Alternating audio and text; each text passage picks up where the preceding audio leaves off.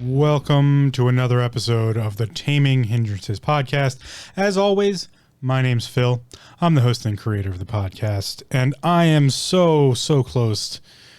Well, it's just actually the next episode, but I'm so close to have been doing this for a year. So one, I'd like to thank everyone. I'll thank you more next episode when I actually make it. But episode 51, here we are. One more to 52. And I have a new topic for you. Decided by the cards, as I've been doing recently. I let the tarot deck just kind of, figure out what I'm supposed to talk about. And then I talk about it. I just ramble on, and apparently you listen. So again, thank you. But today's a big topic. I have shied away from this topic in the past. I've mixed it in. I've sprinkled it here and there. I've, thrown some salt on the food, seasoned it up a little bit here and there. But I feel like this is the time to jump right into it. In fact, actually, these cards threw me for a loop when, they started coming out. It didn't all quite make sense. I was like, where is this going? As has happened in the past, but this one, I had lined up a whole nother thing I was going to talk about. I had a whole nother word to define for you. And then I was like, wait a minute. This is all leading down the road of something I've studied pretty much my entire life. It's something I usually don't talk about either. This topic for today is something I've studied for a very, very long time that I usually keep completely secret. Even with people who know me or people who know a bit about me, they were like, oh, he knows some things or, he's interested. No, I have studied the following. Today's topic is brought to you by the word Magick. And I don't care how you want to spell it, M-A-G-I-C, M-I-G-C-G-I-C-K. That's the Aleister Crowley spelling. But the word Magick. And the word Magick has a lot to unpack here. There's a lot going on. But it's magic. So let's start with the definition, right? That's what we usually do. And I'm going to start with the definition, and then I'm going to go into the cards and how I got to this idea, because it was kind of interesting, I thought. So first, Merriam-Webster's dictionary, the definition for magic. Well, multiple definitions for magic. It's a noun. It's also an adjective. We'll do both definitions. It's a verb too. We'll get into all of it. So magic, the definitions here are the use of means, such as charms or spells, believed to have supernatural power over natural forces. There's some important words there we're going to unpack a little later. There's magic rites or incantations. Okay, we'll unpack that as well.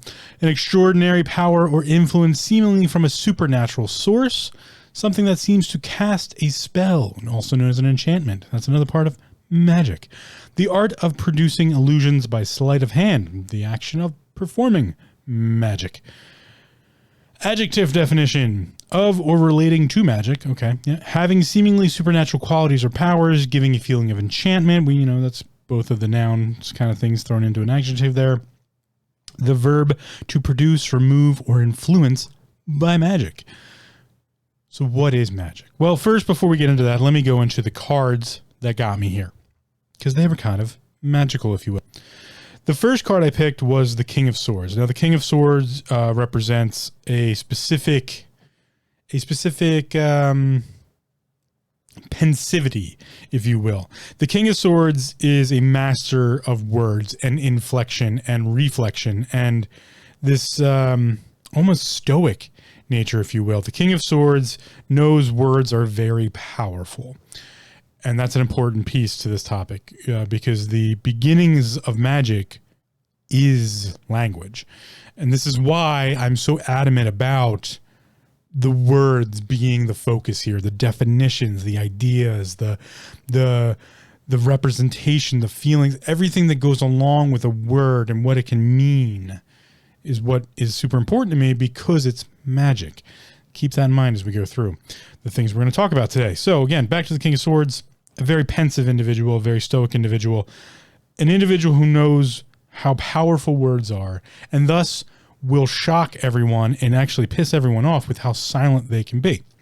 Because they want to make sure they use the right words, the right vernacular, the right vocabulary, the right sentence structure. They want to put it all together perfectly before they even open their mouth.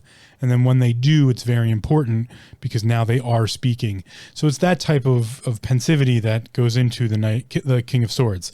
And with that comes the idea of not only just picking out words carefully, but making sure you have all of the pieces in front of you. Do I have all the information? Do I have all of the recollections? Do I have everything I need to then speak? It's being very, very focused on that idea. So much so that you might forget about, and the King of Swords can be often blamed for being forgetful of feelings and others people's sensitivities, and not paying attention so much to what people might take from their words, but making sure they're representing themselves in their words. So other people might get hurt. Other people might take it the wrong way. The connotation may destroy the structure. Now, maybe you know, I'm very King of Swordsy, I guess you could say. I like to take the connotation out of things so that I don't have to worry about what people feel or get from what I say. If I was looking to make someone feel a certain way, I do that in my oratorial practice. I do that when I was doing public speaking. I will motivate using choice vocabulary. I will motivate using choice examples and anecdotal stories, and to rile someone up that way. I'll play devil's advocate sometimes. The King of Swords is someone who's capable of that. They just sometimes don't care. Like, well, whatever you feel, like, oh, well, but this is what I mean, and I'm going to say what I mean. Next up, the Judgment card. Big card, major arcana here. The Judgment card represents the point at which the fool on their journey realizes that there is something bigger than them. There is maybe a grand plan. Maybe there's an outside force or influence. Maybe there is this thing known as spirituality. Maybe there is something bigger. The Judgment card is kind of that representation. It's not so much being judged, it's the understanding of, oh, I might be judged by something much bigger than me. I should pay attention to my actions. I should mean what I say. Back to the King of Swords here. From there, the Ace of Wands. The Ace of Wands threw me for a loop. I was like, what is this doing here? How did this card come up? What's going on here? The Ace of Wands is a representation of a gift. It is the universe or something else telling you, like, yeah, shoot your shot, go for it, do it. It's, it's the Nike, it's the Gary Vaynerchuk even, it's that, yeah, go right ahead. Now's your time, do it. Just go for it. You have the power, the drive, the motivation. It's all here. It's all lining up. It is the Ace of Wands. It's here's the wand, make the magic happen. That's so I was like, wait a minute, that doesn't really make a lot of sense here. We're talking about pensivity and choice of words and making sure we take in all the other information, and then the judgment of, yes, there's more going on here. Maybe I should represent that in myself. I should represent, like, oh, I have this feeling of, maybe I am drawn to do a bigger purpose, or maybe there is just things that are bigger than me. Having that kind of understanding that there is more to life, maybe in that sense. And then the Ace of Wands coming through and saying, like, go for it, do it. Well, what is that moment? That moment's what we call magic. And then finally, I drew the Wheel of Fortune. And this was kind of, I didn't really think at that point, once I got those three cards down and the idea of magic came into my mind, I was like, hey, man, maybe I'm good here. And actually, when I was shuffling through, this is something I don't usually do, but I wanted to make mention of it. A couple other cards popped out. They just didn't feel right. They were just kind of like cards that had, like, oddly enough, they are cards that have come up in other episodes that I'm like, no, that doesn't fit here. Like, these are like just, it was kind of this representation of, like, yeah, here's magic. Here's, like, out of all the odds here of the deck, here's some cards that came up before and the representations of, other episodes that had something to do with us a little bit. And we'll get into that here in a second. But the Wheel of Fortune is a representation of, the wheel forever turns. But there's also a representation of, yeah, like, there is some, maybe, I don't want to say grand scheme. That's not the way to put it. It's more so of, what are the patterns? What is the cycle? What is the experience of that cycle? What's the possible outcomes? What control structures are in place that you might need to be aware of or not aware of? are you paying attention? That's kind of what the Wheel of Fortune card is asking us. Are you paying attention and taking control a little bit? Are you just letting these cycles happen to you over and over again, or are you paying attention, taking control? This is a very important thing when we talk about the study, the history of what we deem magic or magical. So now that I've gotten the cards out of the way, as important as they are, they're not our major topic. They are in them of themselves a form of magic, but let's talk about it. What is magic? What's this thing we call magic? You know, we've represented all sorts of stuff. Swords and sorceries, Dungeons and Dragons, fantasy, you know, we see it on stage at events that are, you know, oh, this magical performer or sleight of hand tricks in front of our face. But what is the representation of magic? Where does it come from? Magic comes from the unknown. Magic comes from the big questions of life. Magic comes from a place that I think humanity has always had. A void, if you will. Magic is a principle of existence. If there was no magic, I don't think we would be who we are. Because magic is a broad topic here. Magic has been pigeonholed in more modern society into, you know, like, oh, it's just whimsical whateverness. It's you know, that thing those weird pagan kids practice. It's that weird Wiccan cult, you know, over in the corner. They're not a cult, by the way. There are cults, but they're not one of them. The Wiccan nature is not a cult per se. But yeah, there's these like weird Wiccan people. So it's been pigeonholed into like this, oh, people believe in vampires and werewolves and it's only in books. And I'm here to tell you that's not true. We've always, throughout the history of humanity, had an attachment to magic. It is what explained the unexplainable. It is miracle by nature. They just changed the words. In fact, a miracle, an act of a divine nature, would be considered magical. It actually was considered magical. A divine individual was of the nature of magic. They could perform and control nature. We're going to go right back into the definitions here. The use of means, such as charms or spells, believed to have supernatural power over natural forces. Gods or God, whatever you want to believe in, were magical beings. They were magical, you know, they were magical by definition. They had control over the natural forces of the known world and the unknown world to boot. Angels, magical. Gods, magical. Spirits, magical. That's a big topic right there. Let's jump into that. I'm going to jump all over the place. We're going to be everywhere. We're a kaleidoscope today. I want to cross over a bridge real quick just to kind of get us into this idea of how intrinsic magic is to our societies. And I'm going to use the Japanese culture because it's one of my favorite cultures.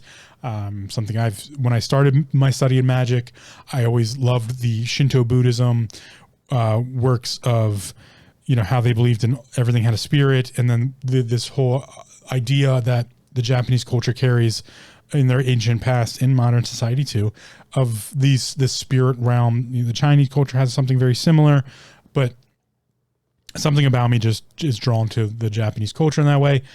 So we have this word spirit. That's a big one in and of itself. This episode was almost about spirit and soul and that idea. But I think these were too nuanced for me to get into right now. Not nuanced. That's a bad. I think they were maybe too important is a better word for that. Nuanced, important, whatever. But real quick, the definition of spirit, top line, an animating or vital principle held to give life to physical organisms. That's great. A supernatural being or essence, such as the Holy Spirit, such as a soul, such as a ghost, such as a malevolent being that enters the possession of human beings. You know, a temper or disposition of mind or outlook, especially when vigorous or animated. Spirits. Spirit, in that sense, is very encompassing. So if we come back to this idea of magic, I want to jump over to a word in the Japanese language known as, I'm going to get this a little bit wrong because my Japanese is not that great, but korodama.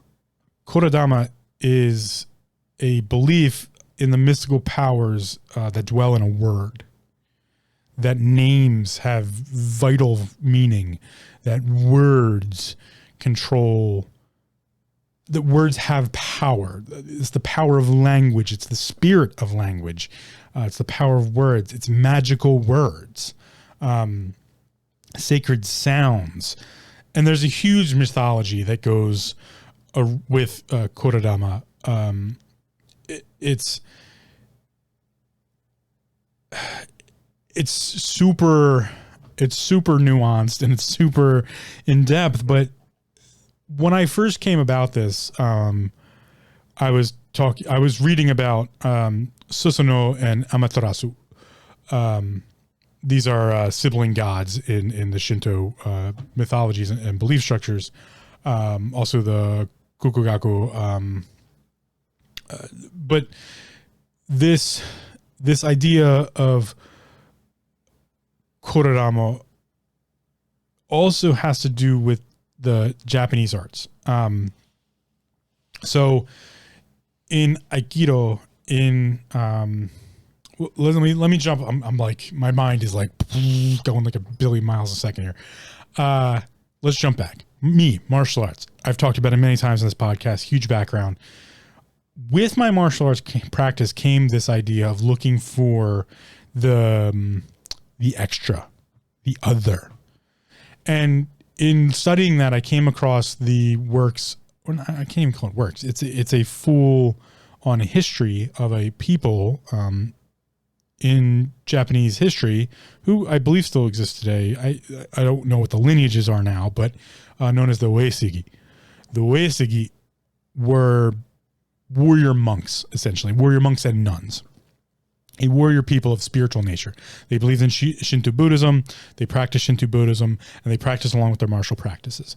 And with this idea of korodama, they had words of power, if you will. And that idea of practice from the Uesugi moves into the modern practice of other versions of their practices. So we have karate, which there's many schools of. There's Ishin Ryo, all sorts of different schools of thought. That's what I'm looking for. Schools of thought, right? Of how to practice, where to practice. You get into Miyazashi's 5 Rings, and he even talks about the power of words, and he breaks them down into specific, like something like, is it Mayo? For I'm going to get those wrong. I'm not even going to try to quote it, but essentially words for like courage and what builds a warrior, the words that would define and build a warrior. So throughout all of that, I find this overarching principle of there's words of power, and also with that, there's these sounds that go into, the and what that actually does and means in the body. Inside the practice of martial arts, we have these vocal movements. Some are non-vocal, some are a breathing pattern, or there's just this extra piece that I was always trying to find. It was the magic of the martialism. What made a martial artist into a martialist was these pieces, these deep-rooted understandings of magic, of other power, something that controlled more than just the willfulness of the person. Even in that, willpower became something magical, became something other. There are many stories, and they could just be stories of moments where fatal blows were dealt, but yet the warrior still persisted to fight. Many stories come out of the Japanese era of the end of the samurai period, where guns essentially were taking over Japan. The act of using a firearm weapon. We talk about Nobunaga and that whole time period, and his fight with Yamamoto and just the warring states period essentially. But Nobunaga is the representation of bringing guns to the Japanese army. And then that progresses into what becomes the modernization period, where the ways of the samurai are not disappearing, they're changing, but there's those who stand and hold the ground of the traditional methodology of fighting with a sword, the honor, the courage, all of these words that might be honor. I don't remember. Anyway, again, my brain is all over the place with this one. But these ideas, which become ideologies, which become traditions, are the power of words, the power of language. They are magic. The haiku itself is a magical representation of syllabic poetry. Haikus are magical by nature. That's why it's so important when producing a haiku to focus on not just the syllable, but the word choice. And the Japanese language is structured that a word can be used that has a meaning that might be taken differently, but has like a tradition to it. Has a, you can use, there's a, like almost like a level of, it's kind of like, when we talk about in the English language, we talk about slang and we talk about, but there is like a traditional, we have like Old English. Think about it that way. Like they might use a word that brings about a representation of an era. And that era had an idea behind it, an ideology, a tradition.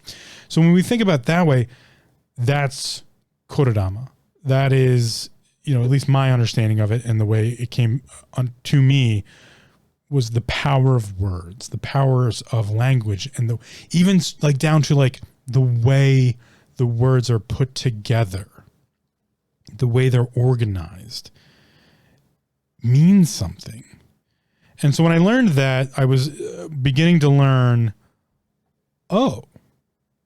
there's something to this language thing. There's also something to this other set of powers, because in, the Christian communities and the Abrahamic religion communities, there's this idea of prayer. And that's where, the words have power there. There are the mantras from the different cultures that use mantras, everywhere from Buddhism to Hinduism to Jainism to just general New Age thinking. I guess you can add that in there too. There's this idea of mantras, and there is another word that I'm missing and I'm lacking because I'm just everywhere right now. There's another thing beyond mantras. There's I can't think of it. I apologize. It's mantras are sets of words, but a mantra can be an individual word, but they hold power and they hold meaning. We use them as affirmations in today's more modern Western society. There's this idea of affirmations and what those mean. Affirmations are magic. Mantras are magic. Korodama, magic. Prayer, magic. It's weaved everywhere into our society. If we go back to the Greek culture, the oration of the mythologies, the oration of the stories of Pericles, of Hercules, of the gods, of the telling of just that idea, the telling of the stories of the gods in any pantheon, be it Egyptian, Nordic, Grecian, Roman, just the stories of the gods were magic. The way they were said, the way they were told. It's a combination of all these things that builds this idea of magic. So vocabulary is very important. Words are very important. What makes them that way? It is this idea of magic, because words are what allow us to control nature. We can define, we can understand, we can share with others. How magical is that idea that someone can write words or speak words or even do nonverbal action and share culture, history, understanding, feelings, emotions? That's a magical idea. we often take ourselves out of the picture, right? We do this. I talked last episode about the ego episode, how we like to we remove ourselves from the picture. Like somehow we are not of this world, not a part of nature itself. We are a part of nature. We breathe. Just that idea of all these billions of humans breathing out, taking in oxygen and providing out carbon dioxide, or carbon, putting out carbon dioxide so the plants, the biosphere, can take that and use it, so plants can be like, oh, hey, look, all of these mouth breathers giving me stuff to use so I can grow big and healthy. We're a part of nature. If we like it or not, we are.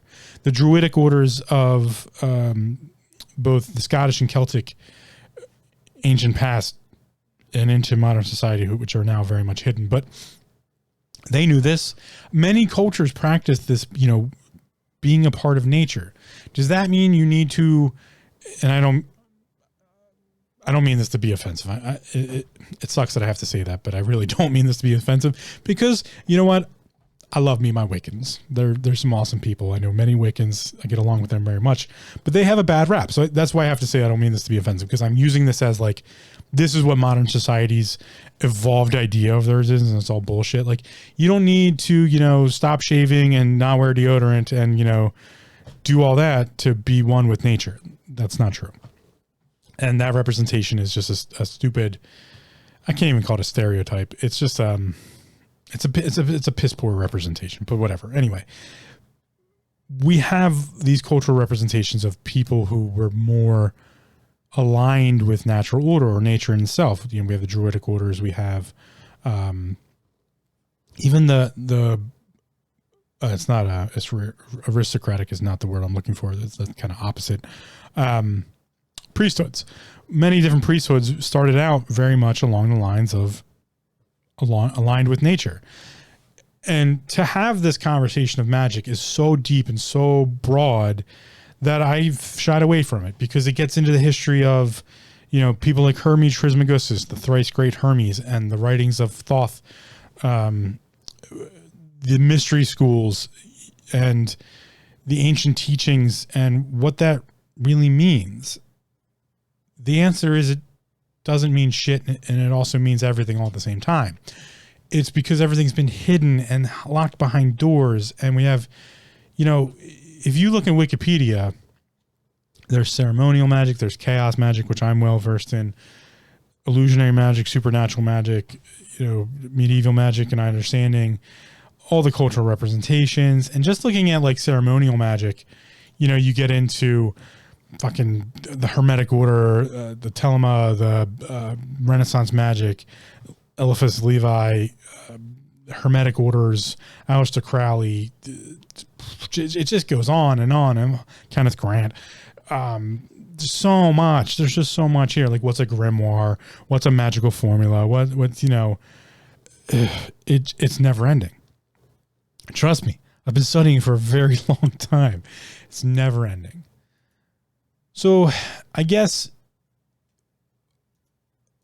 I have to listen to the cards here, right? I have to listen to the King of Swords. I've kept my mouth shut about this stuff for a very long time. It's actually one of the most, I started talking about this in the beginning. It's one of my most hidden features of me, that I've studied this in depth for a very long time, and I've practiced it for a very long time. This understanding of magic and what it is. And the answer there is, magic is different for everyone. Magic is hope and dream, and it's want, it's mystery, it's motivation, it's a driving factor, it's a deep understanding of something better, it's a will of its own, but also it's this understanding of words and why they're important. So let me get into that history real quick.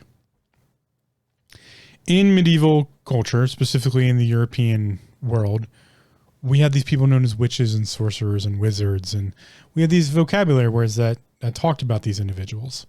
Well, who were they really? It's my understanding that these were the beginning traits of medics, of doctors in their own right, of people who very much understood nature and, leaves of three, let it be. This is where we get these vocabulary pieces from. They understood what plant material was and how plants worked and how plant-based medicine could be used. They also knew the power of words because they dealt with the psyche. These were the first people to understand that there was this thing known as melancholy. It comes from the word melancholia, which I've talked about before, leads to the word depression. These were individuals that knew that, you probably shouldn't fuck with the bear in its cave. It's probably a bad idea. They also knew what rot looked like. They knew what famine looked like. They knew, they were individuals who practiced common sense, if we can call it at that time. But very much so, they knew the power of words. They knew the power of the human mind as well. These are people who were first putting together the pieces of, and maybe not even first. I mean, this comes from ancient culture. They were reviving the idea, I should say probably, of the connection between body, mind, and spirit, of other, animus, whatever you want to call it. They were the first practitioners of alchemy, or some of the practitioners of alchemy. The alchemical understanding of the universe was based in the idea of magic. There was the spiritori animicity, whatever. My Latin's terrible. Essentially the animating spirit that everything had. And if you look at the cultural references here, this is very close to what Shinto Buddhism had with its idea of everything had a spirit. And there is this whole thing as the spirit realm of things.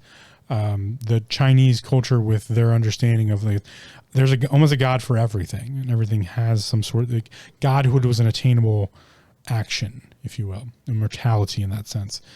Even into, the idea with the Hindu pantheon and how we have Krishna, and Krishna has many forms, is the Godhead, the many-headed God, or the, it's very broad, but also very singular. And so with that came the idea of mentality, right? But also spirituality and the body. And so we have what we would call witches and wizards and sorcerers. Let's talk about what a witch did.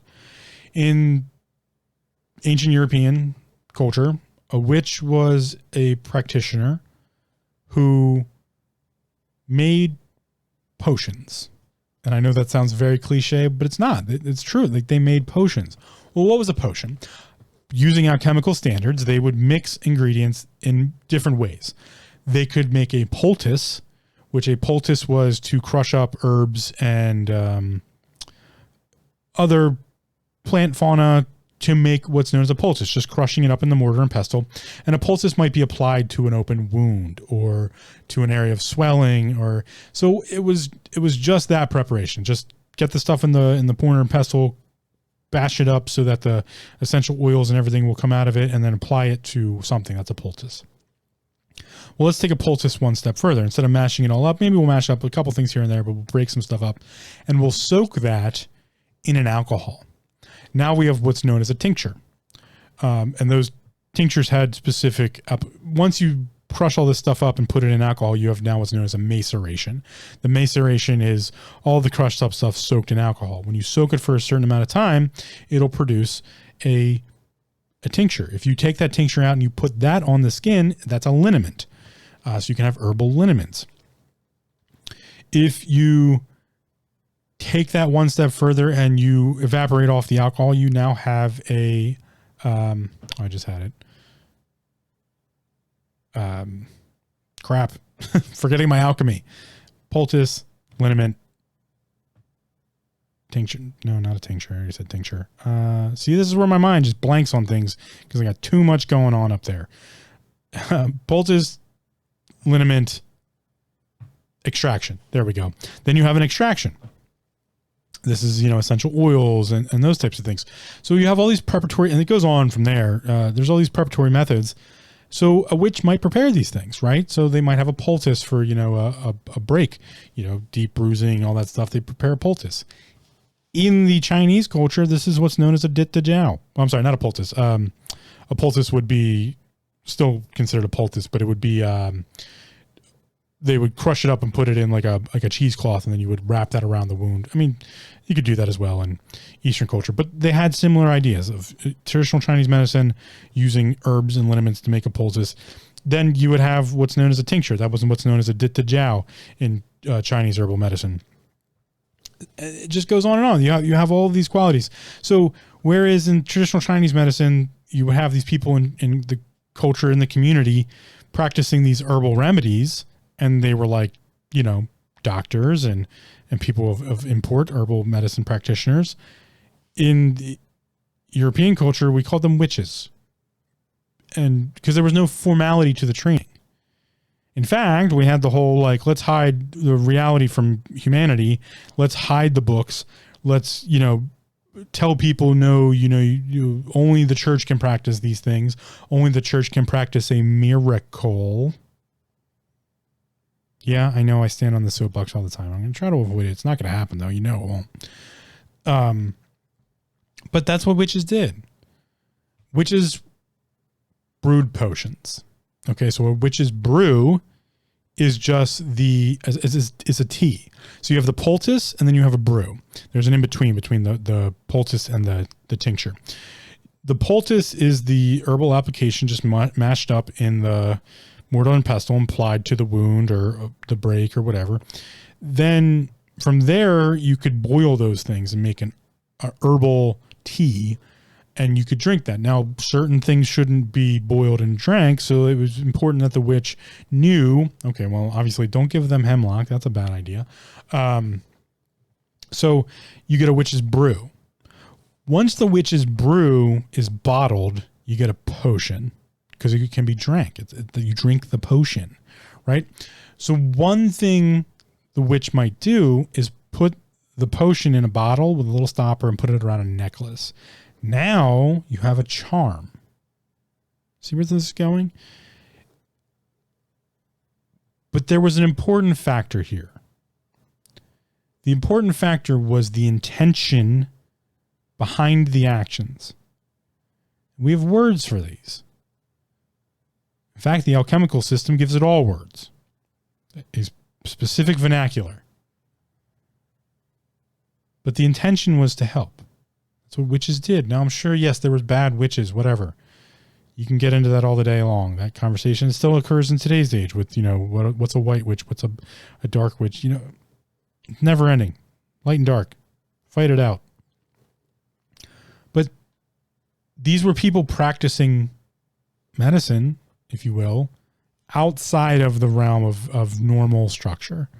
No one was paying their tithe. No witch was paying their tithe because they believed this stuff came from the land. The story of Robin Hood is the story of that. Robin Hood and the merry, fellowship in the woods, living on the land of King George and not paying taxes. And that's the story of witches and wizards. It all just kind of comes together in that sense. These were people who were living off the land practicing herbal medicine. Okay.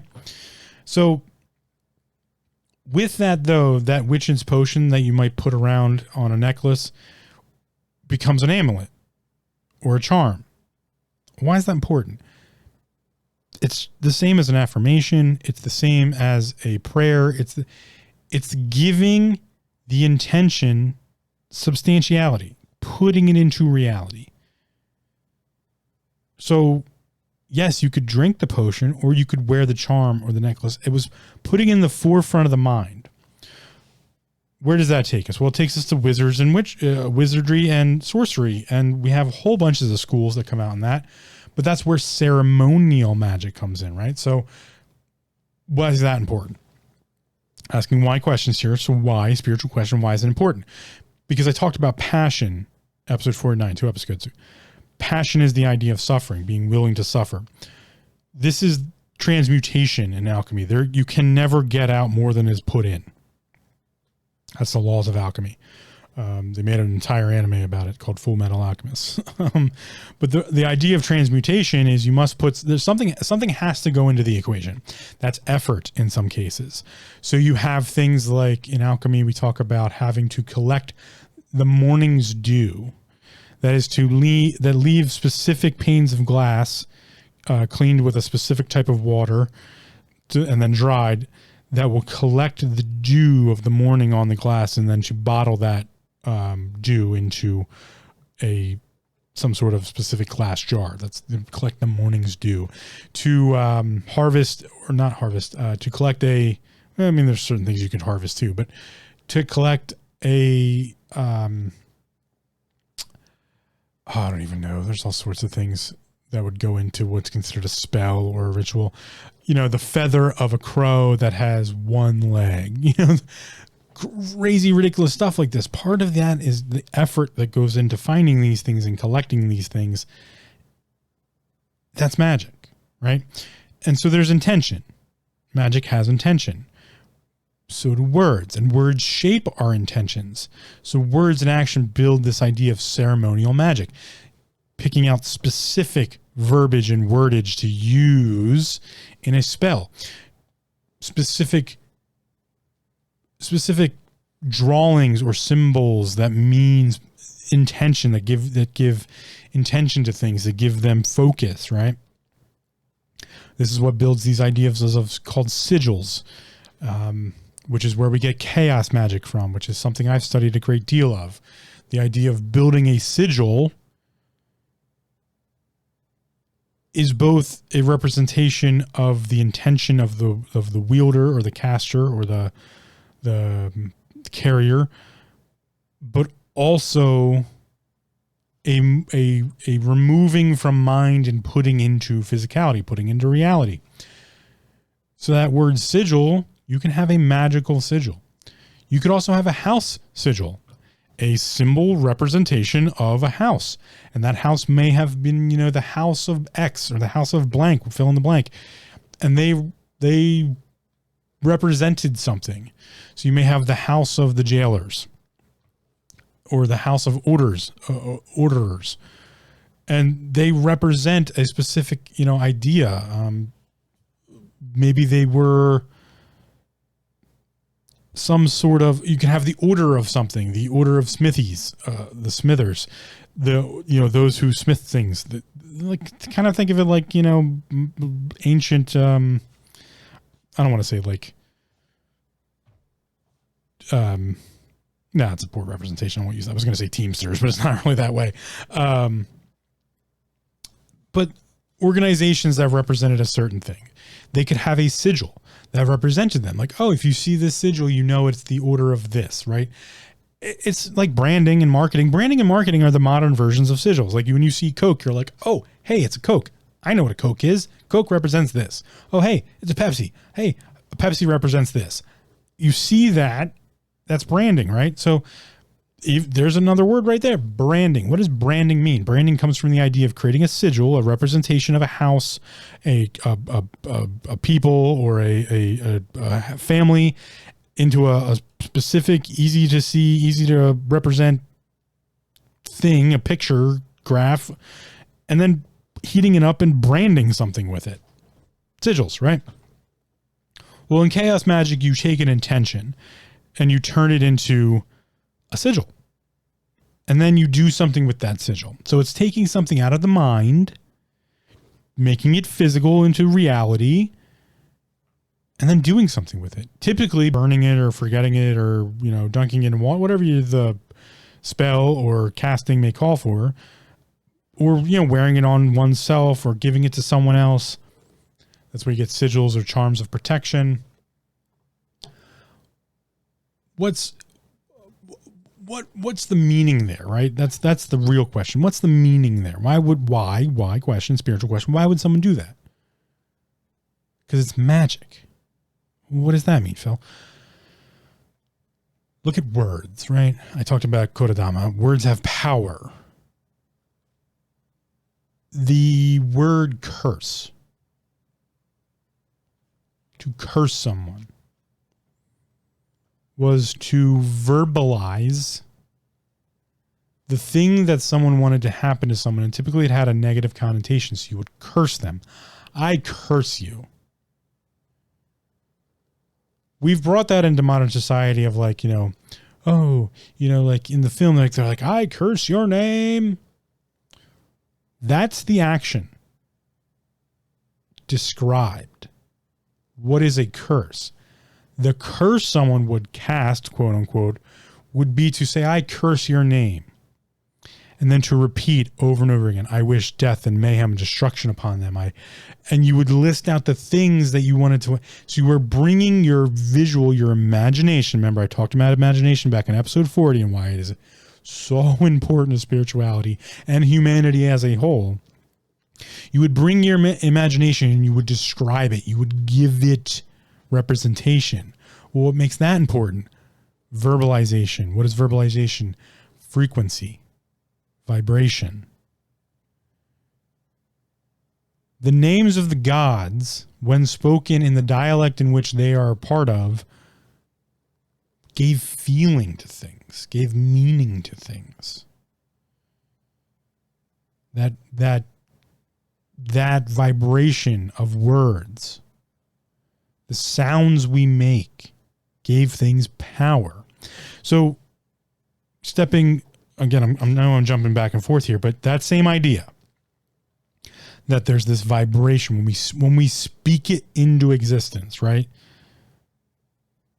Even just look at the Christian Bible, God spoke it into existence, right? That idea is taking things in imagination, which imagination is a spiritual practice of ours. We dream things up in the mind and then we can bring them into the reality, or we can send them up to the other. In Chinese healing, there's what's known as the, oh man, I keep blanking on stuff. I apologize. The healing words, or not healing words, healing sounds, right? Vibratorial sounds we can make. That's in Chinese culture. In Ayurvedic culture, we have the sounds the chakra makes. Om. Rom. Going up, we do, the Om sound is the most common, but each chakra has a sound.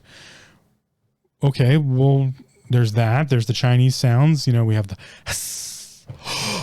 and, all these different sounds that have a healing idea. In the Japanese culture, going back to the martial arts practices, we have Hayya. We have those, and where to put the vibration and how those, the different words or sounds of power jump all the way back to, jump all the way over to sovereign Americans, Native Americans, drumming, jump that to the Druidic orders, drumming, bring that into the Nordic orders, drumming, chanting, all these things build together, and then circle back into the European area. And, we can jump down to the musical ideas and the chanting ideas of Africa and Egypt and South America with the ritual chantings and shamanic drummings, into the European world of a curse. Later used in the vibratorial state I'm talking about, later used in Mozart's music, in Chopin's music. The chord of C, which we've now changed. I know it sounds like a conspiracy, but we've actually changed the frequency representation of the chord C in modern music. That's why modern music sounds very dead and lifeless, and it all sounds the same. It has no emotion or feeling to it because we have these things called frequencies. We can jump forward into more modern ideas of what's known as binaural beats, isochronic beats, the frequency patterns of the human system and how our patterns, our brain waves. So we have, let's just go over the big ones here. We have alpha, beta, theta, and delta, to just go over the easy ones. just talking about we'll go real easy and just talk about delta and theta. Theta is like our dreamy states. It's somewhere from 3 or 4 to 7 to 8 hertz. And then we have delta, which is like deep, like sleep, like, non-REM sleep. That's from some say 0.01, but 0.1 to, or 0 to about 3 to 4 hertz. Those are our brainwave patterns. We can measure those oscillation patterns. We have, inside of that, we have sound. Sound has its own vibratorial state. That's where we have the Hertzian frequency scale gives us all this. We have light, the light scale on the Hertzian frequency. You have infrared, ultraviolet, the visual spectrum, and how sound and light, it's this vibratorial state. Well, what is vibratorial state? It's a frequency. Everything has a frequency because everything is light. That is the truest statement of Magick. Everything is light. Why does that make this all come together?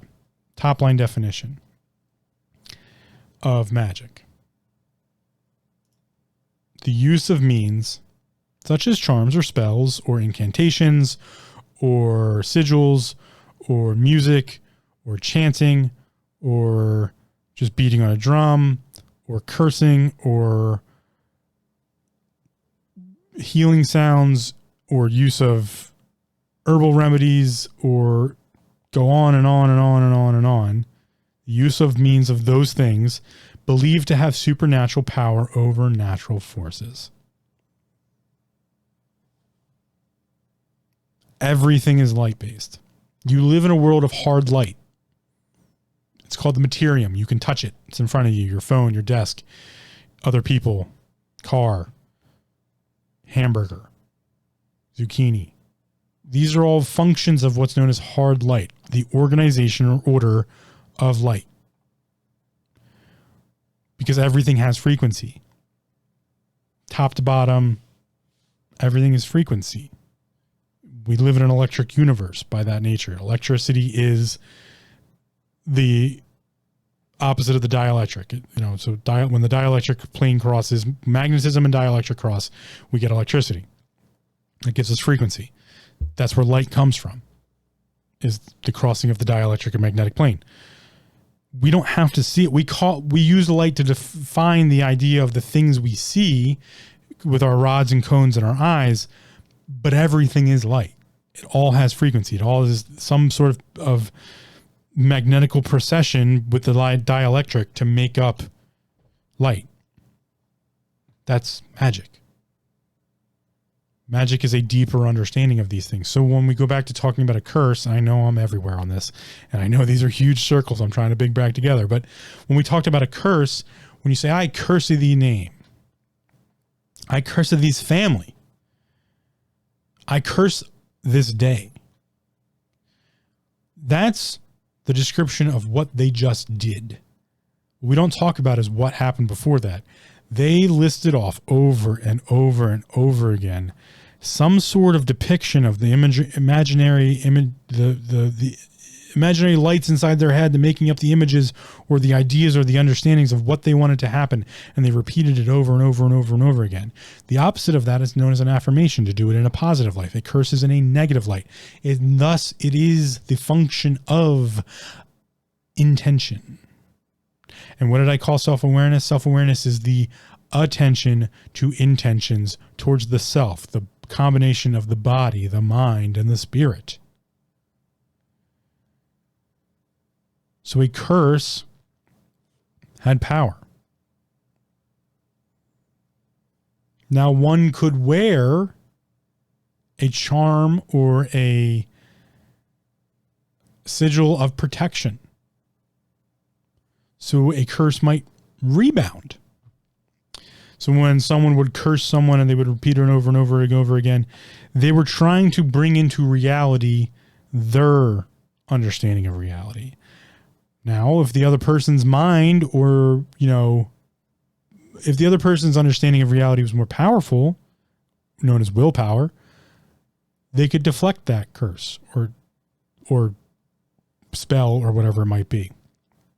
So you might go to the witch's house, the one at the end of the block that everybody kind of was hush-hush about, and you would knock 3 times, and you would explain to the witch, this is my problem I'm having. My neighbor is, just cursing me constantly and I'm having bad days. And, oh, here, wear this charm or this amulet or wear this potion around your neck. And the potion was intention. So the witch would go to their witch's brew, and they would brew a potion of protection. And they would use things like, I don't know, cedar bark, and they would use some black salt, or they would use whatever had a functional understanding of, or whatever symbolized protection.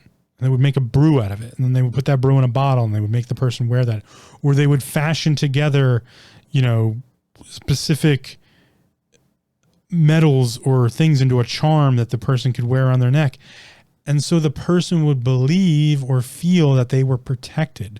There's no difference in this than someone wearing a cross around their neck or wearing a cross on a bracelet, that they were, to symbolize that they were protected by their God. There was no difference in this than someone putting a figure of Thor and Freya and Odin in their home, making an altar, or of Hermes and Aphrodite, or Zeus, or Poseidon, or Thoth, or Sect, or Basset, sorry. Pick a culture, Amaterasu, or wow, how am I blanking on his brother? Susanoo. Like these things provided a feeling of protection, and thus you had mental fortitude. So what does that all come together to look like? If someone were to curse someone, they would do it verbally out loud and bring that into reality, right? And if the other person would hear that, they might have those thoughts. What does a curse look like in modern society? So I'm going to bring this full circle for you. Oh, look at that fat person. Look at that ugly person. Those are curses. Look at that poor person. Oh, you're an idiot. Those are curses. That's what a curse is. It's something to make you believe a reality someone else created. And then it seeps in. And then it leaks into your depression. You depress it into your mind. You take on someone else's reality of you. And you stop being yourself. And then bad things occur. Bad things happen. So you just blame it on the curse. And then they just keep happening because things happen in cycles. So go back over the cards that I pulled.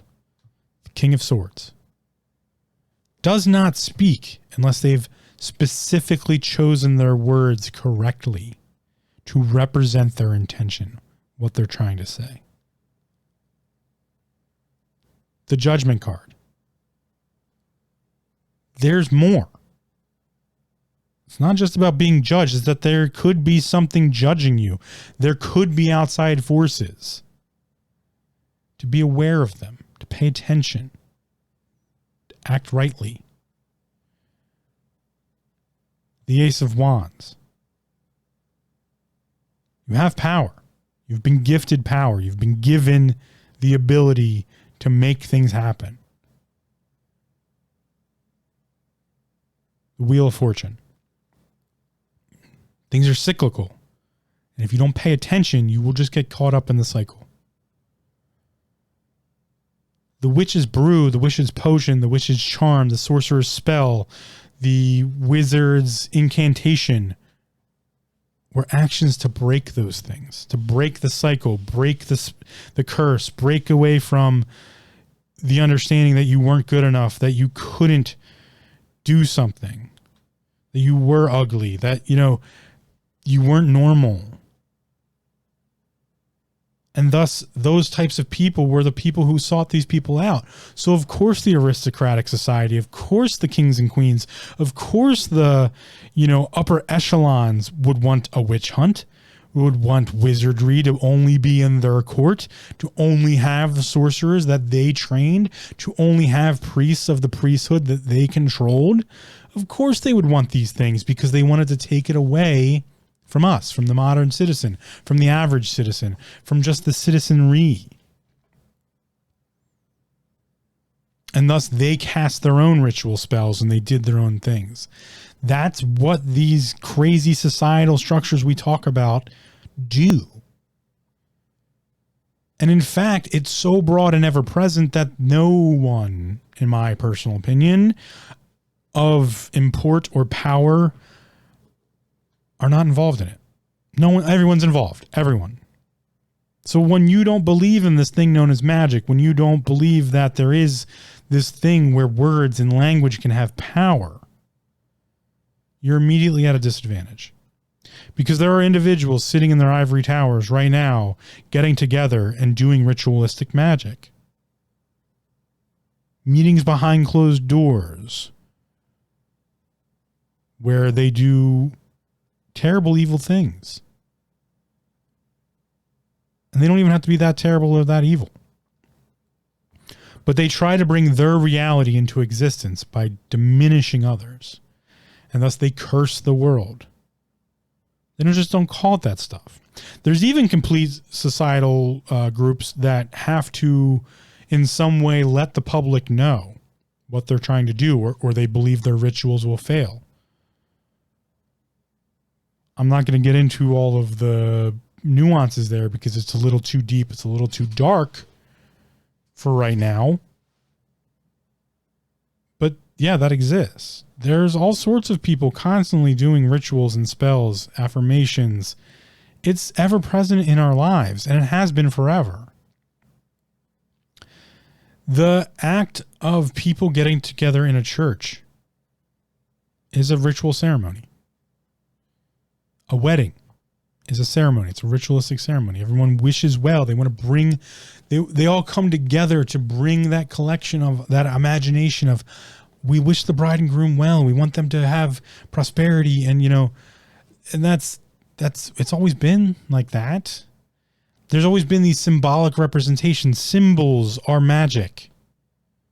They're ever present. We use them now in marketing. And that's why I say you're always in war. There's always a state of warfare, be it for your attention or your monetary ideas. You're at war. And the most original wars were fought through wizardry and witchery and spellcraft and sorcery. That's how we fought our wars. That's why the shaman was so important. That's why the druid of the circles were so important. That's why the elder of the community was so important. That's why the wise ones, every name you could possibly think of throughout all of history, witch doctors, all of these things that we've now give this like mystical, magical D&D fantasy realm, that comes from reality. There is true magic in this world. The truest magic comes from the understanding that you are your own person. And you get to decide the things you do. You have what's known as free will. Free will was the most powerful of all magics that was ever created, ever understood. It was the ability to perform magic. And that's why I say this idea of magic, however you want to spell it or however you want to think about it, is so important to who we are as a people, to the idea of humanity. We are able to perform magic. Magic is the controlling of light, controlling of frequency. Without it, we would have never invented some of the things we have today. That's why a great saying, often quoted, is any sufficiently advanced technology is no different than or is akin to magic.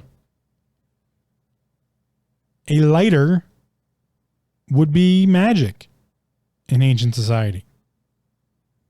much like go really far back. I don't think it would be that important to the medieval times.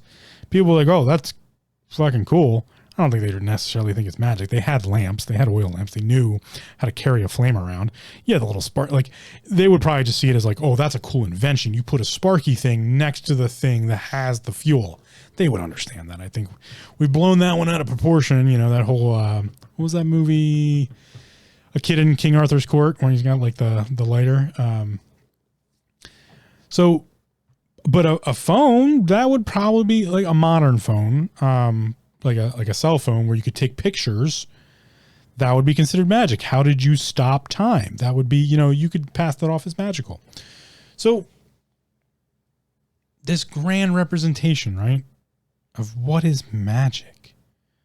Oh, it's for those weird people practicing like Wiccans, and it's for the pagans, and no, it's not okay. Sorry, it's bullshit. Bullshit. Everything's magic. It's always been magic. We're magical people. We practice magic. We have always. It's the use of words. It's oration. It's talk. It's speech. It's language. It's action. It's intention. Magic is intention. Magic has no power without intention. Intentions are magic. We've used it constantly. We continue to this day. We've just lost sight of it. We've fought epic wars against it. Trials of the witches, and I'm not just talking the Salem witch trials and all that stuff. There was much more than that throughout all of history. Very much so. Every Abrahamic religion had a mystical side to it. They're all there. The mysticism schools still exist. They just hid because of the powers of the times didn't want that information getting out to the public.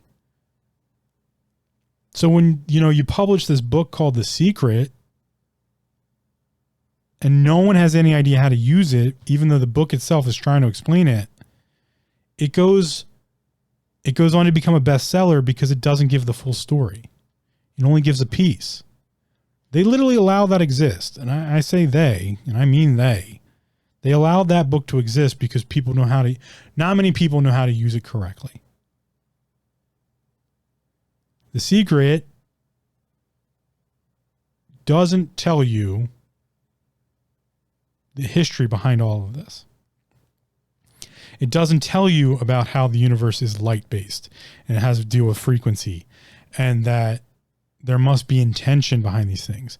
Saying it out loud and not believing it doesn't mean shit. And saying it a bunch of times to get yourself to believe it also doesn't mean shit. And along with that, the universe must always seek and find balance. That's what it does. So your good fortune may be the misfortune of someone else. Secret doesn't talk about that because they don't want you to feel that way. They don't want to be like, oh, well, if you get $1 million, there might have to be 30 kids in poverty in another country to make up for that difference. They don't talk about that because that's not what they want you to think about when you're using their system. This is why I talked about why systems are so important all the way back in episode 12. Episode 12. Magic is dangerous. And some of the greatest magic comes from the idea, and I'll give this one to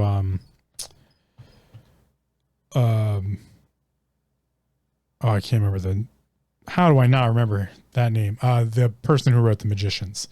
Les Kravitz? Is it Les Kravitz? I don't remember, but they kind of got this one right. The most powerful of magic comes from dark places, comes from deep, what we consider clinical depression and just dark viewpoints. That's where it comes from. That's the most powerful thing. Because if you think about it that way, right? If you think about where you're the most truly you, I would argue that's depression, right? That's where it comes from. It's when we are in that mental state of so deeply being us. Lev Grossman, there we go. Sorry. took me a second to look it up, actually. I had to look that one up. I was not going to let that one go. But when we're in that deep, dark mental state and we're super focused, and then we learn how to use that focus, this is what I talk about using your depression. I've been teaching people about magic forever. I just don't put it in that light because people don't want to see it there. They don't want to talk about it there. They don't want to feel like, oh, I'm doing something evil. Because we've given magic that connotation. I'm sorry, it's fucking bullshit. We've been practicing magic as a society, as a culture, as a human being forever. It is weaved into our DNA. Because our DNA has a frequency. It's a substantiality of light. We are magical creatures. And we've lost our history. So we don't understand it well. Because when you get to that deep, dark motivation point, you can do anything. That's what The Secret doesn't tell people, is those individuals who have the most drive, motivation, and manifest the most are those who become the most self-centered. Things that we kind of warn about. This is where we get the idea of dark magics, of dark magicians, of dark witches. The Secret wants you to manifest for yourself everything you could possibly imagine. That comes at a cost. There's a cost to everything. Alchemy warns us of that. So The Secret's only one piece of an equation that no one wants to talk about. That's an ugly truth no one wants to deal with. That's not to say don't use affirmations, don't use positive thinking, just measure yourself. You know, if you want to be the world leader, if you want to dominate the world, there's some bad shit that's going to come along with that. This is where we have all of these teachings that go along with the schools and history of magic to control them, to control intention, to make one aware of it. In fact, the first schools of magic, the mystery schools in and of themselves, the schools of magic, start with understanding yourself. Start with the world of the major arcana, the story of the fool. These are all schools of self-awareness. The school of magic, anyone you pick, is a school of self-awareness. That's why martial arts are magic. They're magic schools. Self-discipline, self-action, self-righteousness, honor, courage, right action, right speech. All of these things, living in the light of God, acting as Jesus would, upholding the 5 pillars of Islam, the tenets of Noah, 10 commandments. All of these things are to substantiate, but be careful with magic. The Nordic Berserker. You couldn't just be a berserker.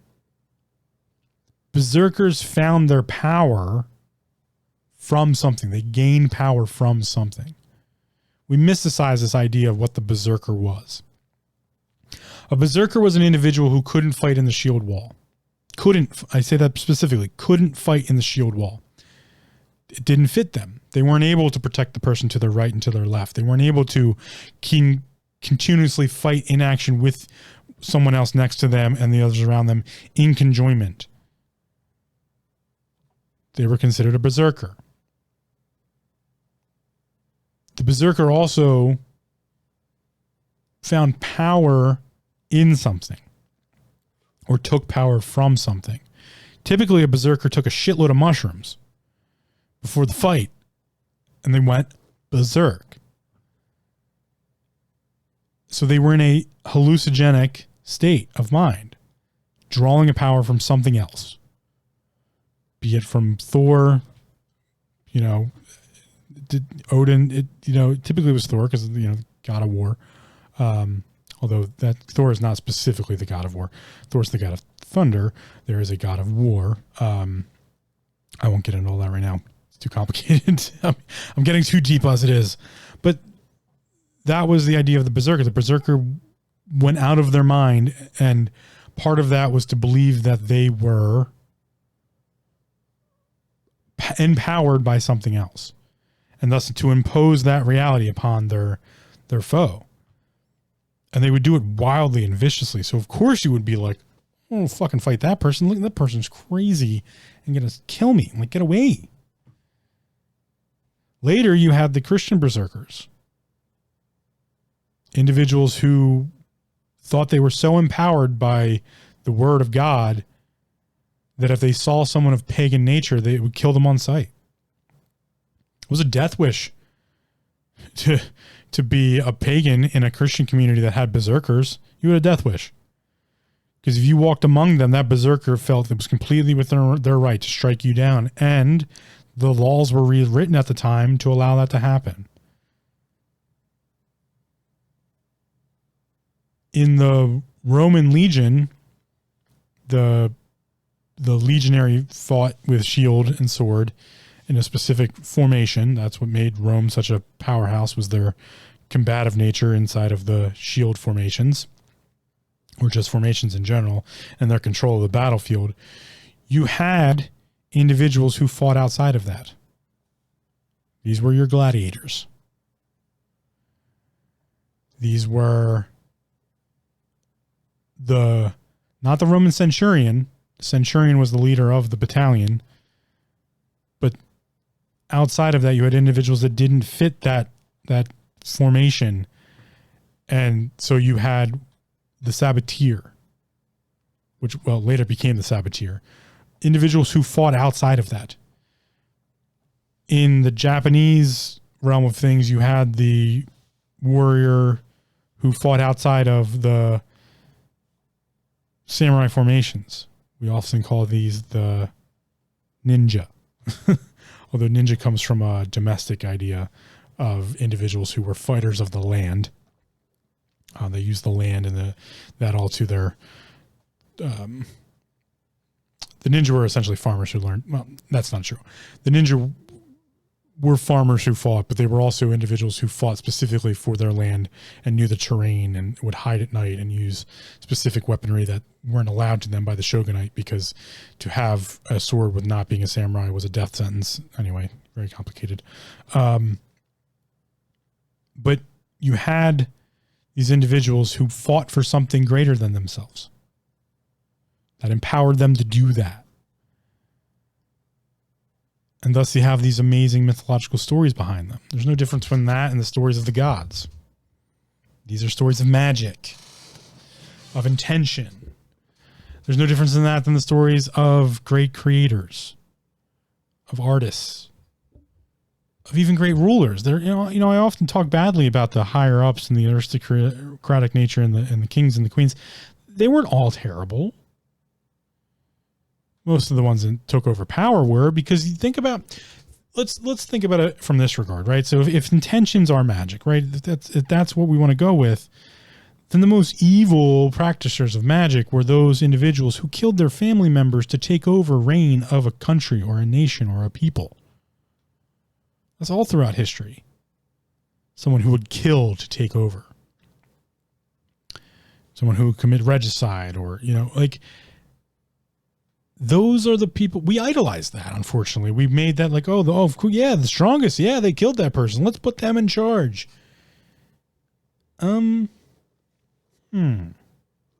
These would have been known as dark magicians. They were individuals who didn't mind people suffering. They didn't mind killing people. They didn't mind doing They didn't mind. That's problematic. That's dark magic. That's bad magic. That's terrible ceremonial magic. And it's still uptaken to this day. If there's a sacrifice in a ritual, it's probably not great. And I'll say that goes all the way back to the pagans and the Wiccans, and sacrificial magic means there's an intention of something that's very powerful because they're willing to kill for it. Even if it's killing a bird or even if it's killing a pig or a sheep, they're still willing to kill for it. Now, I've gone all over the place. Left, right, center, up, down, northwest. Sigils, charms, potions, witches, wizards, magic, words. What's the takeaway? Right? What's the takeaway? What's the big picture when it comes to magic? Pay attention. Pay attention. Just start paying attention. Pay more attention. That's what magic, the art of magician, of magistry, is to pay attention. Sleight of hand only works if you're not paying attention. Spellcasting only works if you're not paying attention. The potion only works if you do pay attention. What is self-awareness? Attention to intentions of the self. The body, mind, and spirit. What is magic? Attention to intentions of nature and those who wield it. We are wielders of nature. We have been for a very long time. We wield the powers of nature. We harvest the wind, the sun, the rain, rivers, wood, stone, mineral. Alchemy is magic. Science is magic.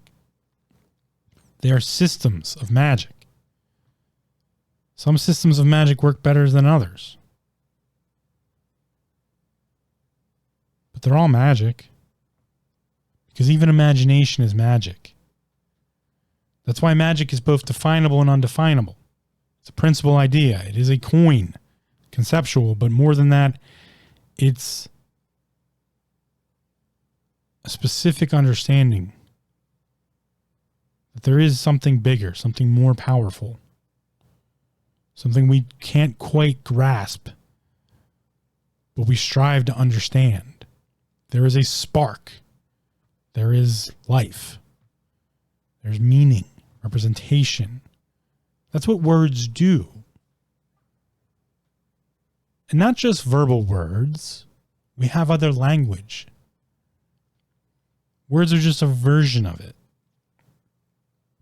So that's what language does. That's what language is. Language is magic. It's Kodadama. The soul of language, the spirit of language, the power of language, the power of words. And because we have many languages, we have many magical expressions. The King of Swords often forgets about those other languages. So yes, the King of Swords speaks specifically and only speaks when they mean to speak. And thus it has great power. But they forget how that might affect someone emotionally or even physically or spiritually, or they forget that it may affect multiple things. It may affect others, really. They forget that that might happen. So the judgment card, the judgment reminds us that, no, wait a minute, there is something bigger.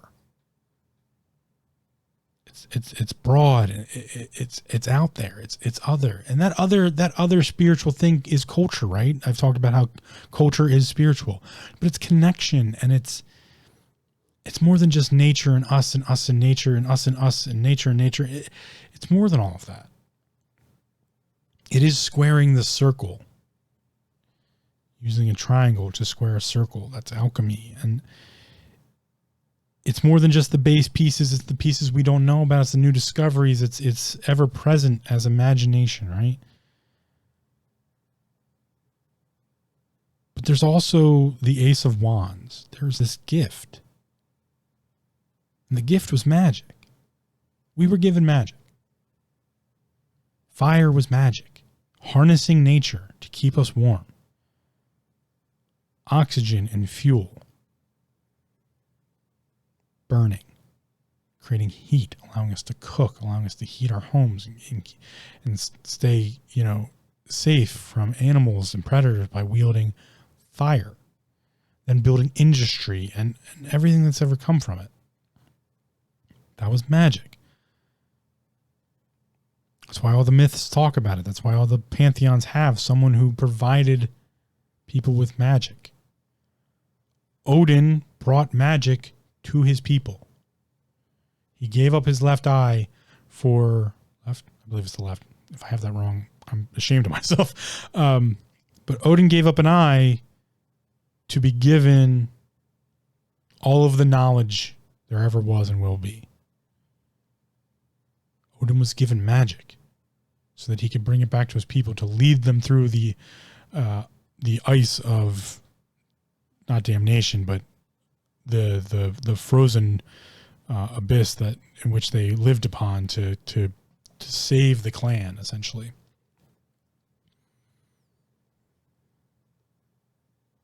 There's just constant stories of a thing called magic. So we also have, we have the Ace of Wands, this gift. And then we have the Wheel of Fortune. We have the cycles. We have the not paying attention, to getting caught up in it, to being cursed and just revolving in that constantly. You can curse yourself. Just like you can give yourself an affirmation, you can give yourself a defamation. This is balance. This is the thing the secret doesn't talk about, that there is this thing known as balance. If it works one way, it works the other way too. So you got to be careful, but you have to have attention to the intentions. You have to have awareness. But you can practice magic. And it doesn't have to be sinister. It doesn't even have to be it doesn't have to have any connotation. You simply need to know that everything you do has a power to it. Where that power comes from is completely up to you. What or who gives you that power, that's up to you. I've said before, I just don't believe in the organized religions because they took this idea away from people. Where the power comes from, that's not up to me to decide. That is up to you to decide. That is the beauty of magic. But it's there. We get to use it, get to enjoy it, get to share it. Kodadama, language, the power of language, the power of words. Spirit, the animating or vital principle in all organisms. The supernatural being or essence. The immaterial intelligence. Special attitude or frame of mind. These are all definitions, by the way. Magic, the use of means, such as anything I just said, to believe to have supernatural power over natural forces. Is imagination not the greatest form of magic? Because imagination gives us invention. Archimedes was an inventor, was a magician.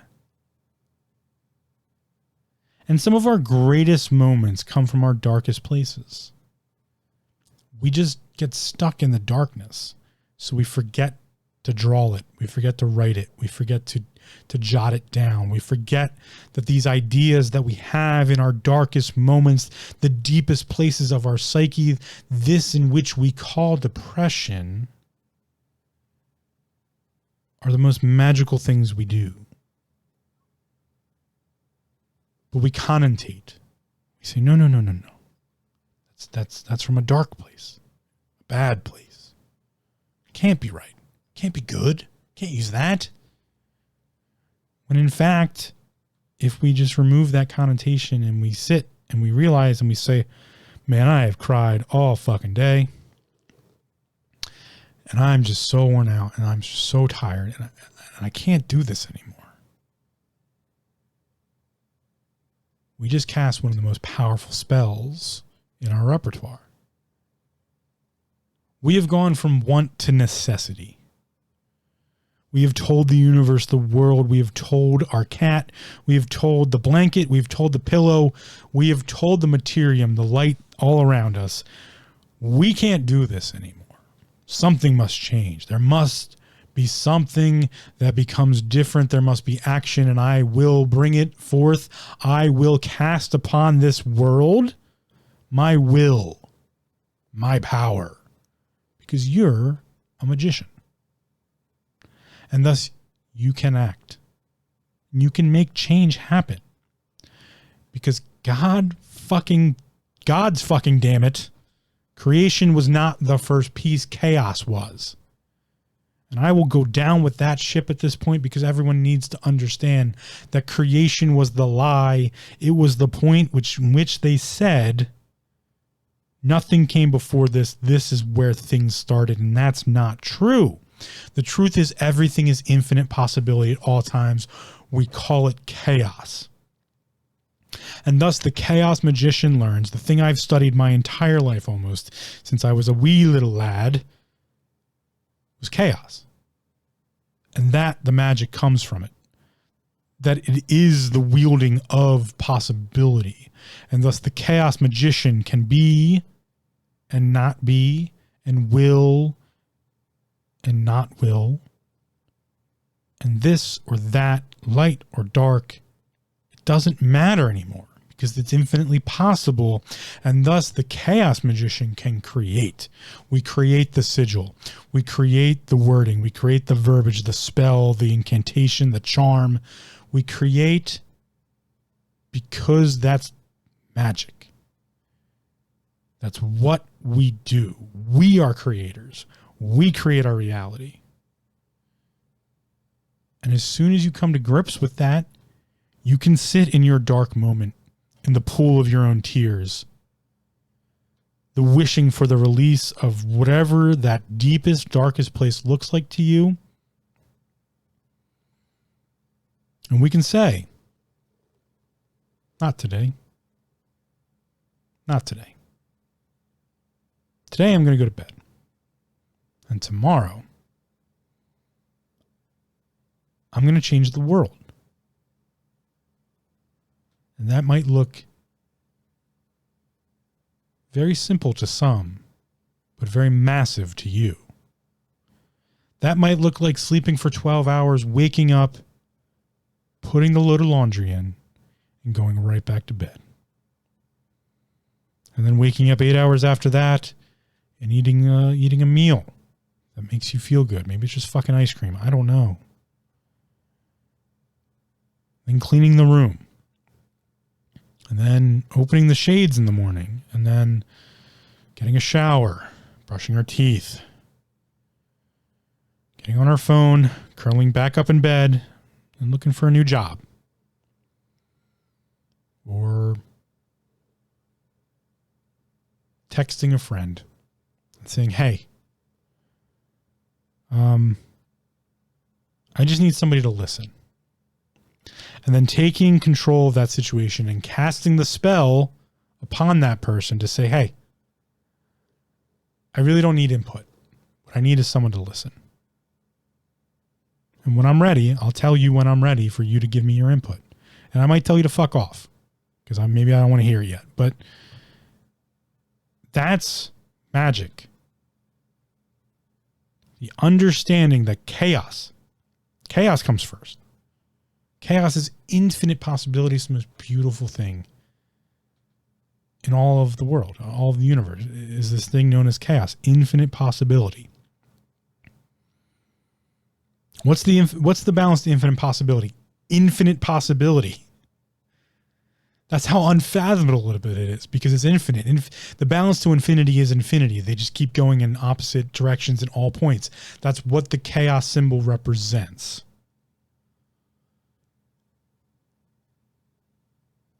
That comes first. And we are children of chaos. We are all magical beings. And that's where my study of magic has taken me. That's where my study of magic has brought me to. And yes, There are amazing historical references and all sorts of different schools of practice. And yes, there are weird things like demonology and getting into the Solomonic practices. And there's these weird culty people who practice these horrible traditions of sacrificial ceremonial magic. And there are people to be worried about in the world that believe in, adrenal chroning and all of these other sacrificial ideas, and the essentially warmongers that run the world, who are trying to sacrifice people constantly by starting these fucking stupid wars that mean nothing, just so people die so they can cast their spells, so that they can feel important, and then they can empower themselves to do things.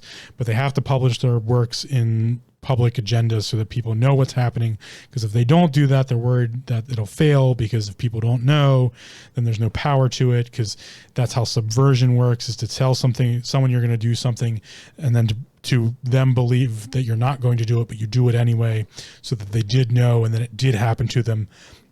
So they eventually gave up all their power because it did actually happen to them without them understanding that it was happening to them. And yes, I'm rambling because it gets that complicated. That exists. And that's why we must be attentive to intentions, because the world is a magical place and people are practicing magic all the time. And there are some very powerful people out there practicing some fucked up magic. So we cry and we go to our dark place. And then instead of the world collapsing in on itself, it explodes outward. Because that's the beauty of infinite possibility. The world can become infinitely tiny and infinitely big. That is chaos. And thus I've practiced, I guess I could say I practiced, but I've studied chaos magic for a very long time. I just studied the overarching idea of magic, because it is part of our culture. It's part of our spirituality. It's part of our humanity to practice these things. I guess I should sum up with some ideas. What ideas should we sum up with? Let's look at the cards, right? Let's look at the warnings from these cards. I think that's an interesting thing to do with the tarot deck, is yes, to divine and to come up with some idea that the cards are trying to tell you, but every card comes with a warning. And I think one of the most important things you can do with the tarot deck is they have this thing called a reversed card. So if a card comes out of the deck reversed, which means it's upside down, it's a warning of sorts. But I think every card comes with a warning all the time, because it is dualistic. It's Trinity. The card is a measurement. The card is both the warning and the advice at the same time, always. So I think it's important to look at some of the warnings. And I'm actually going to have to get my book out to do this, so bear with me one second as I look up the first one, the King of Swords. The warnings that come along with the King of Swords have to do with snobbiness, paranoia, judgmental ideas, controlling, cruelty, meanness. Are you being any one of these things? Something to pay attention to, right? What about towards yourself? Remember, this is about self-awareness, mental health, and spirituality. Are you being mean to yourself? Are you being snobbish to yourself? Are you paranoid about yourself, judgmental, controlling towards yourself? Might want to look at that, right? Let's look at the Judgment card. That's a big one. The Judgment card is asking us... Oh, one too many. One too many. There it is, the Judgment card. Towards the end of the Arcana. Warnings on the Judgment card. Am I ignoring what I should be doing? Am I not paying attention?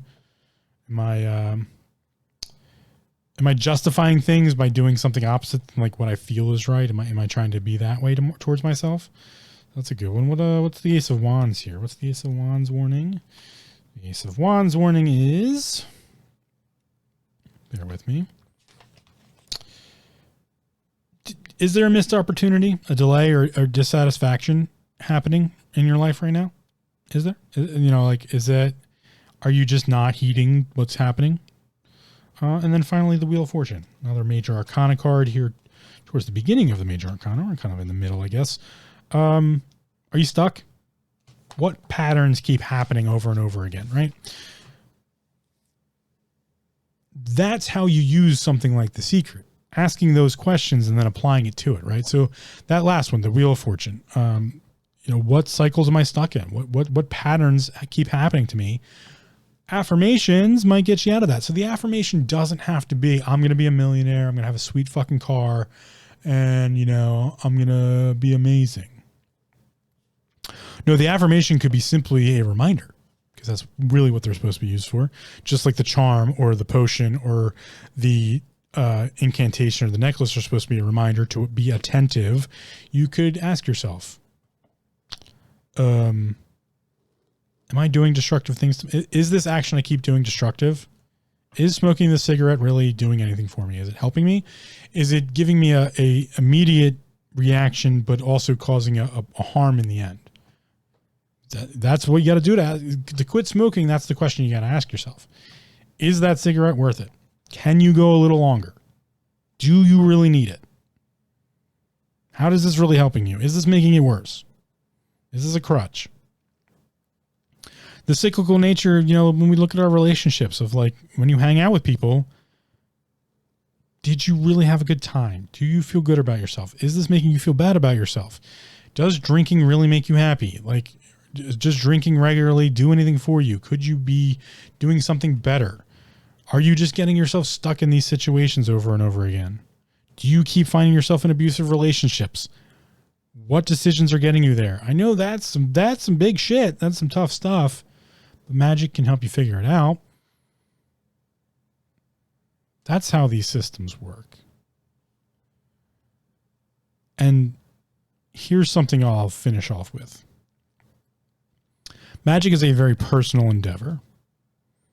Be it your religion or faith, or remember, no organized religion. Create your own. Own understanding.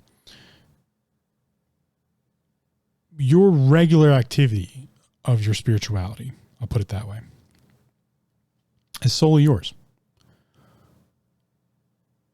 The idea of big magic is communal.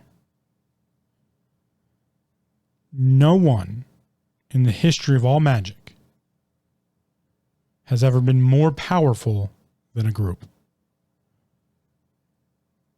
Do whatever you want with that statement, but in order for someone to gain more power than another, they either have to have a battle of wills or use more people. This is why paying attention to organizations is very important, because they are the biggest wielders of magic. You can counteract this by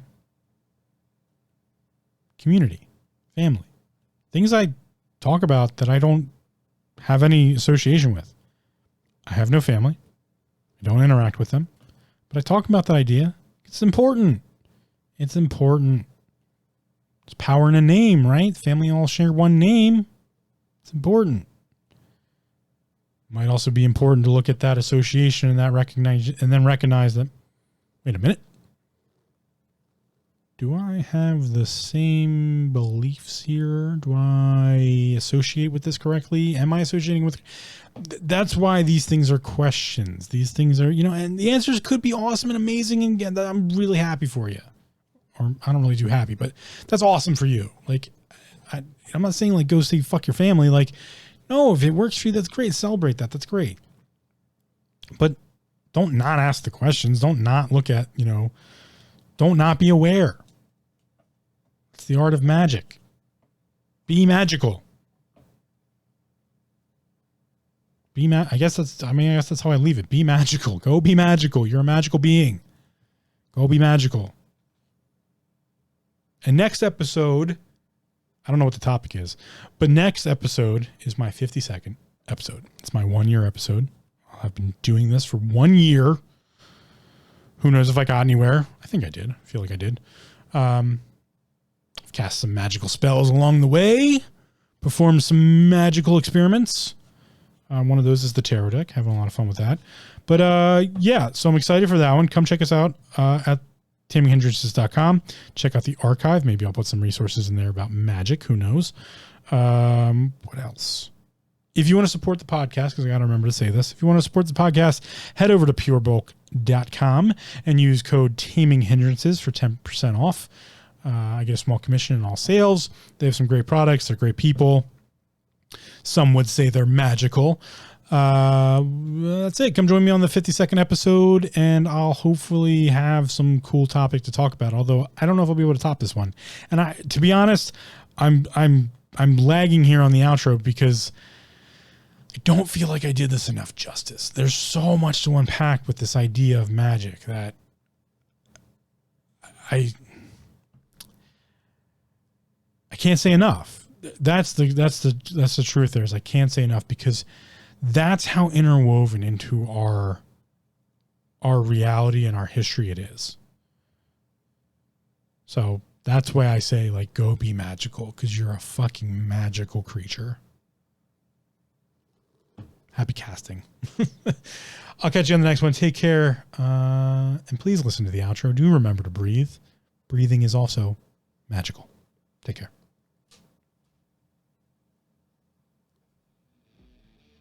Thanks for listening. Come check us out at taminghindrances.com for show notes, links, resources, and more.